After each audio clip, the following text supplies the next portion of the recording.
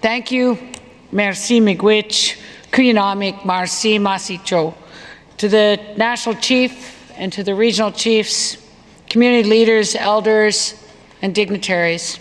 In particular, thank you to the elders for your prayers and work throughout this assembly. I often say that when I grow up, I aspire to be considered an elder, not elderly, as we say in the non-Indigenous world. And there is so much wisdom that we take from you every time we meet, and we thank you a great deal. It was a pleasure to see so many of you play a role, such an important role during the ceremony of this week and during our Tuesday announcement. It's fantastic that we could finally meet again today on the traditional territory of the Algonquins. I was very pleased to have the opportunity to participate over the last few days with an agenda that was so full. I'm also happy to see so many novel ideas proposed, put forward. It's always very stimulating for me to see the passion with which you deal head-on with these issues. Where's your passion and commitment to a new renewed relationship? We all together have both an exhilarating and a daunting job ahead. And I hope that I can demonstrate to you the extent to which I fully share your passion and dedication. It's true that my new friends who are First Nations, Inuit and Métis, have changed my understanding of being a Canadian. My relationships with you are very important to me. And as we heard yesterday on a number of occasions and at the opening, that the interpersonal, those human relationships, are a prerequisite to eventually ending up at nation to nation and government to government. These have to be relationships that are built on trust, respect, and understanding. It is these values that will help renew the relationship between Canada and Indigenous people, a real nation-to-nation relationship.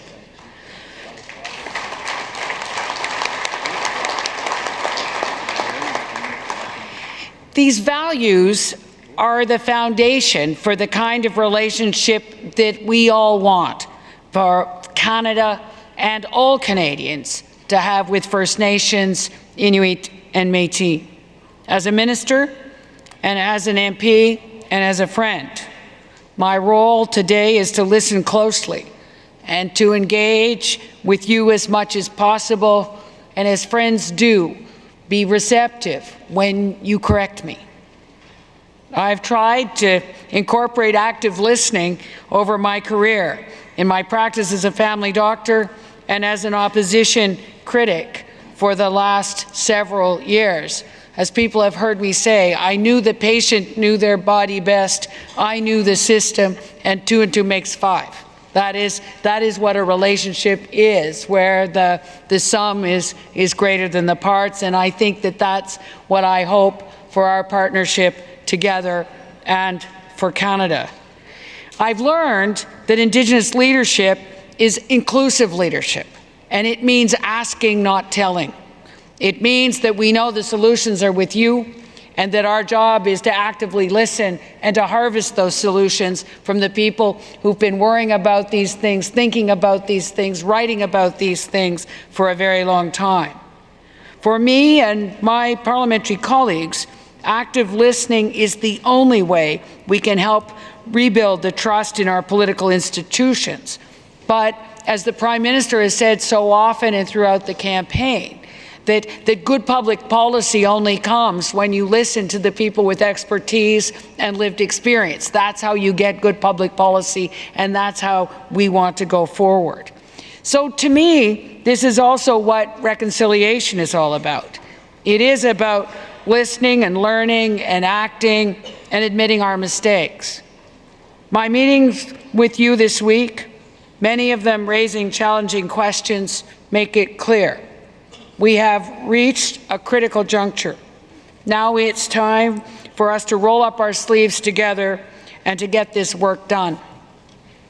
The Prime Ministers and all ministers of the Crown share this responsibility. We've made a commitment to renewing the relationship between Canada and Indigenous people, and we are ready to roll up our sleeves in every ministry, as you learned from the mandate letters to all the ministers.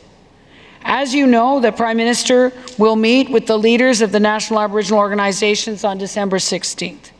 That meeting will be part of a regular series of meetings between the leadership of the new government and Indigenous peoples. It will happen at least once a year.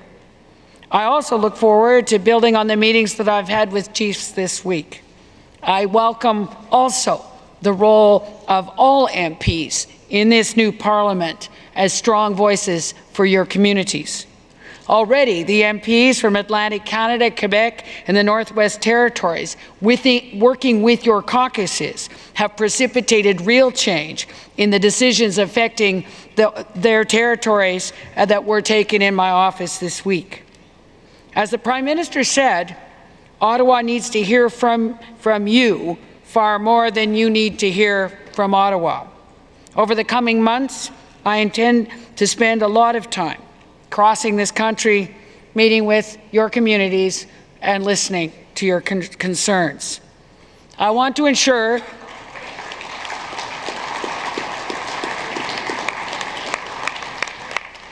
that we get this right together. It's time to ensure that the spirit of reconciliation, the one that drove the Kelowna Accord, is embraced and acted upon, based on now what I call triple RCP: recognition of rights, respect, cooperation, and partnership. And I think that I now say that 5 times a day, and I am not going to get tired of it, that this has to be part of the understanding of every minister, but every province and territory, every mayor, and all the communities. This is the way we have to work together with Indigenous people in this country.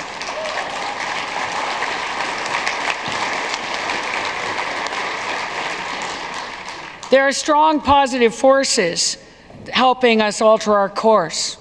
We have the 94 calls to action of the Truth and Reconciliation Commission. Our first piece of work will be implementing the United Nations Declaration on the Rights of Indigenous People. I believe that declaration is the lens through which we must see everything, because it speaks to the immense importance we must place on human rights and freedom from discrimination. It speaks to the importance of self-determination, and it speaks to how we must maintain and develop Indigenous language and culture and Indigenous-led education.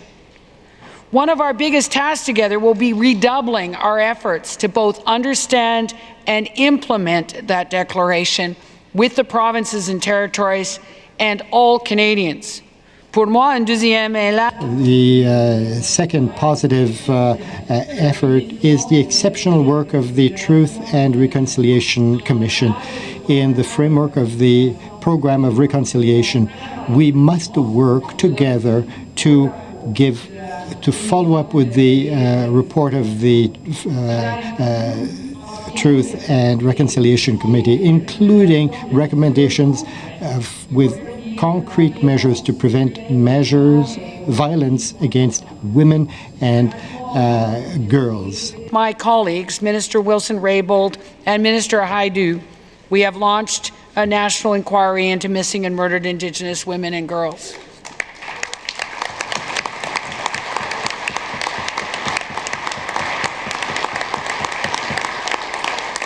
The inquiry will seek recommendations on the concrete actions that governments, police services, and civil society can take to address and prevent this violence. As a first step, we will start tomorrow, as we promised, to meet with the families. We will meet with the families from this region with the goal of designing the inquiry and the process, and then we will go out and meet with families in all of your regions. It will be designed in close collaboration with the families and loved ones of missing and murdered Indigenous women and girls, but also the provinces and territories, and with help from the national Aboriginal organizations. My federal colleagues and I will need your help to make sure we get it right, to make sure that we're listening to the people that you think should be listened to. It's going to take time for us to make sure, and it'll be much easier if you can identify the groups that are already working on these things, already bringing people together. If we can get this pre-consultation done so that we can get on and launch the inquiry proper. It is we believe these are signals of change, and I remember on the breakfast before the release of the calls to action of the Truth and Reconciliation Commission, Elder Ray Jones suggested in the Gitxsan language a poignant phrase, and you're going to help me with this: Shed dim amagau dingu mel. It means the canoe must be uprighted. A respectful cooperative partnership will set us on the right course. I have to admit, when I mentioned that this week, somebody told me that the canoe had sunk, but I have to believe that I can flip it over and shake it out, and we'll get it we'll get it back in the water.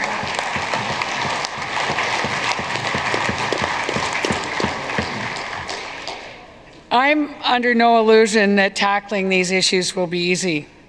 Over my first few weeks in office, after many early briefs and meetings, I've been constantly reminded of the immensity of our collective task.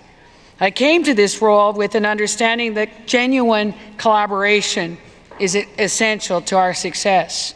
No one cabinet minister, organization, or sector can bridge the gaps alone.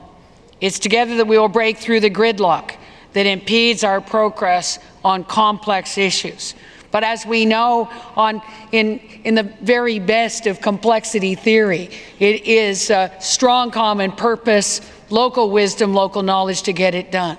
This is going to get done bottom up, as well as having the political leadership and the leadership from this table to make sure that we're listening and we're tapping into the expertise that's on the ground so we can do this together. Issues that cross sectors, jurisdictions, and government departments like education, that means refocusing. As a minister, as an MP, as a friend, and in fact, as a mother, I'm professionally and personally committed to this.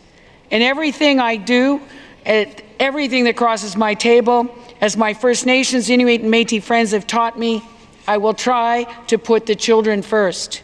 Just like Jordan's principle reflected, we need to continue to ensure that the needs of children would transcend any jurisdictional squabbles, transcend multifaceted, multi-partner issues. And I hear Elder Korshen always explain that if Mother Earth is at the center, then we must remember the little ones. If we put children first in what we do, everything else will make sense. It is about thinking 7 generations out, but it is thinking about the unborn children that will have to carry us forward. And we thank Elder Korshen for always reminding us of that. Thank you. You are consistent, and it is our conscience.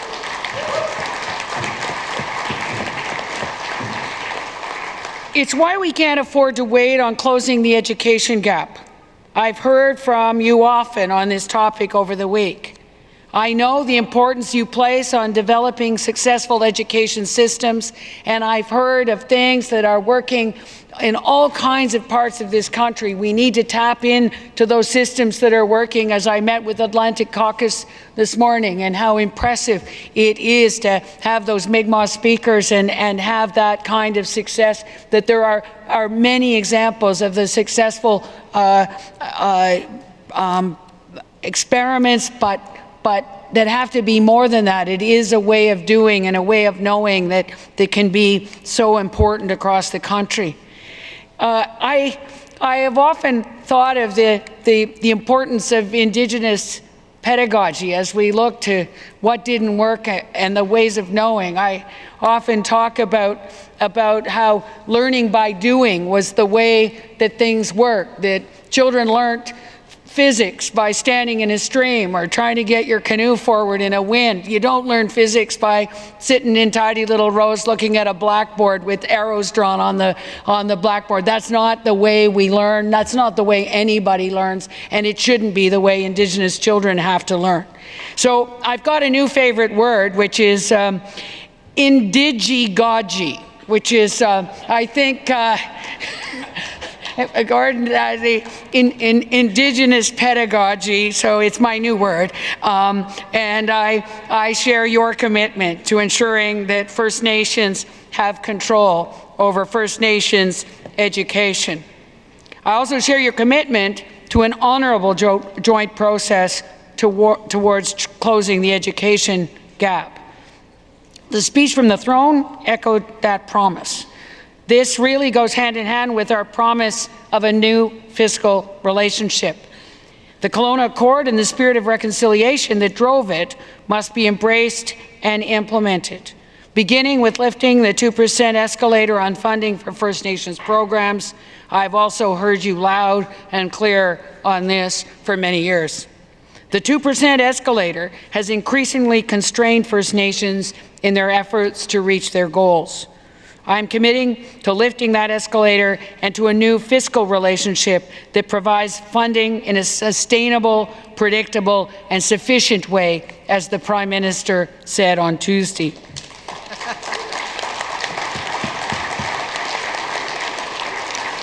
Along with First Nations-led education, lifting the escalator will help First Nations address priorities like ensuring equitable funding for child and family services on reserve, funding to support the collective ability to promote and enhance Indigenous language and culture. But I've heard clearly from you this week that we have to get rid of the irritants. We have to review the legislation that has not respected your rights, like the First Nations Financial Transparency Act. We have to simplify reporting systems. We have to replace the expensive and frustrating third-party management. We have to expedite ATRs. We have to develop a plan such that within 5 years we can meet our goal of eliminating boil water advisories, but also to remember that there are communities that I have visited in this country that don't have any running water to even boil. And so this is the reality of this country, and it got to change. And I am going to need your help on developing that plan, because we know that there is lots of expertise in this room and in your communities. But I'm also going to need your help on a few other things. We are going to have to completely overhaul the child welfare system.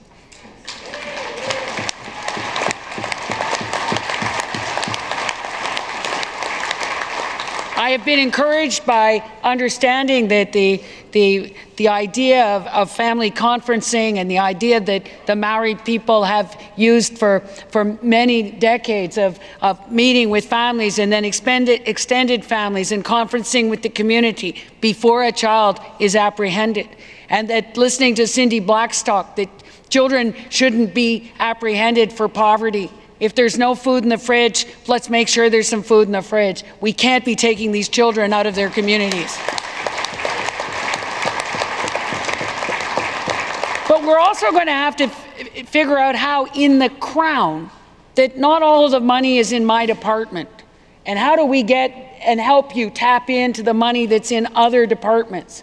And so part of that is by making sure that all the children, all the families with children in your communities will qualify for the new child benefit, which is unbelievably generous for $16,000 for a family with 3 children. This is a lot of money.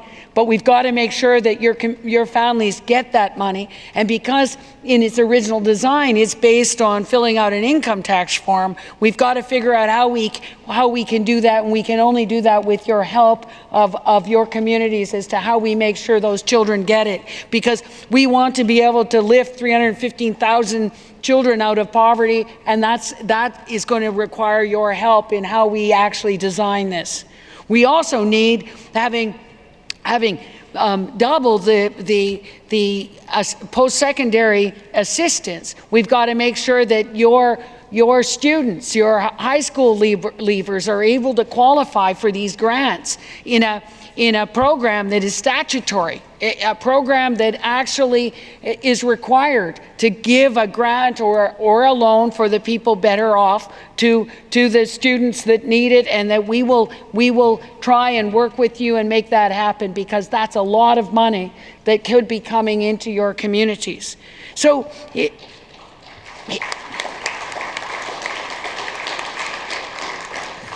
we are also, obviously, we've heard almost in every caucus the need for housing, and we're going to have to figure out how we do that and develop a real plan for that.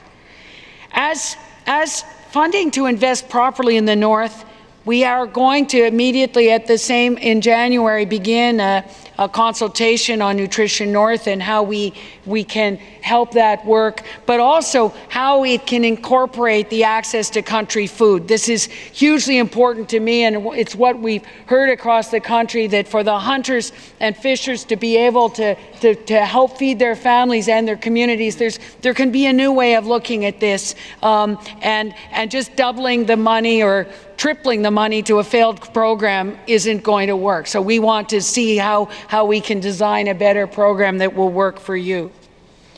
It is the investments that reflect far more than economic sustainability.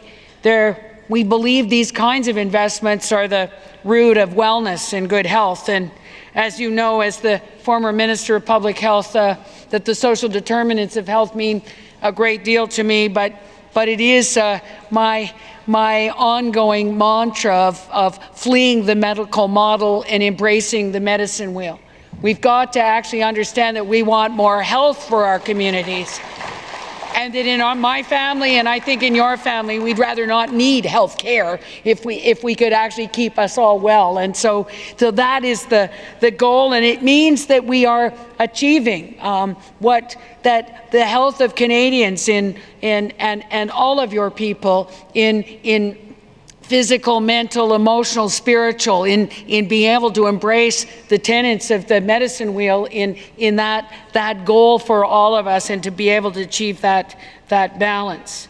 So we knew in as we did the consultations for the health goals for Canada, the importance of the sense of belonging and purpose, and how essential it is to have a secure personal cultural identity. That's why we have to begin with language and culture in the way that people make healthy choices if they feel good about themselves and are able to see themselves as a belonging to strong community. And so I think that we are partners in that as well.